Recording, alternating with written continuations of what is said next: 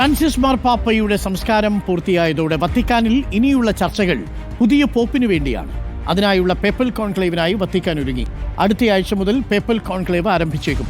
Francis മാർപ്പാപ്പയ്ക്കായി പ്രത്യേക പ്രാർത്ഥനകൾ നടന്ന വത്തിക്കാനിൽ ഇന്ന് വിശ്വാസികളുടെ വലിയ തിരക്കായിരുന്നു. ഞങ്ങളുടെ പ്രതിനിധി പിയ സുനിൽ വത്തിക്കാനിൽ തയ്യാറാക്കിയ റിപ്പോർട്ട്.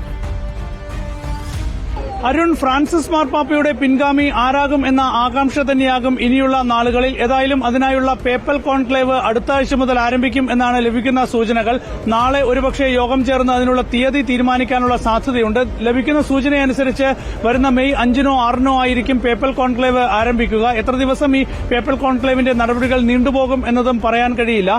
ഒരു ദിവസം കൊണ്ട് പോപ്പിനെ തെരഞ്ഞെടുത്ത ചരിത്രമുണ്ട്. 3 വർഷത്തോളം പോപ്പിനെ തീരുമാനിക്കാനാകാതെ കോൺക്ലേവ് നീണ്ടുപോയ ചരിത്രവുമുണ്ട്.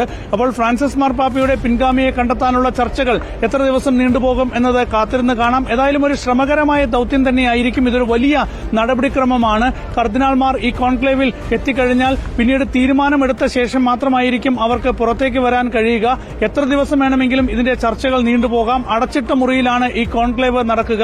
അവർക്ക് ഈ കോൺക്ലേവിൽ പങ്കെടുക്കുന്ന കർദിനാൾമാർക്ക് പുറം ലോകവുമായി യാതൊരു ബന്ധവും ഉണ്ടാവുകയുമില്ല. 135 കർദിനാൾമാർക്കാണ് വോട്ടവകാശമുള്ളത്. അപ്പോൾ 135 കർദിനാൾമാർ ചേർന്നാണ് പുതിയ പോപ്പിനെ തെരഞ്ഞെടുക്കേണ്ടത്. പുതിയ പോപ്പിനെ തെരഞ്ഞെടുത്തു കഴിഞ്ഞാൽ ഇവിടെ സെന്റ് പീറ്റേഴ്സ് ബസിലിക്കയിൽ വെളുത്ത പുക ഉയരും. അപ്പോൾ വെളുത്ത പുക എന്നുയരും എന്നറിയാൻ നമുക്കും കാത്തിരിക്കാം. ഏതായാലും സെന്റ് പീറ്റേഴ്സ് ബസിലിക്കയിൽ ഇപ്പോഴും ഒരുപാട് വിശ്വാസികളുടെ ഒഴുക്കാണ്. ഫ്രാൻസിസ് മാർപ്പാപ്പയുടെ സംസ്കാര ചടങ്ങിന് ശേഷം 9 ദിവസത്തെ ദുഃഖാചരണമാണ്. അതിന്റെ ഭാഗമായുള്ള വിശിഷ്ട പ്രാർത്ഥനകൾ വത്തിക്കാനിലെ ദേവാലയങ്ങളിൽ തുടരുകയാണ്.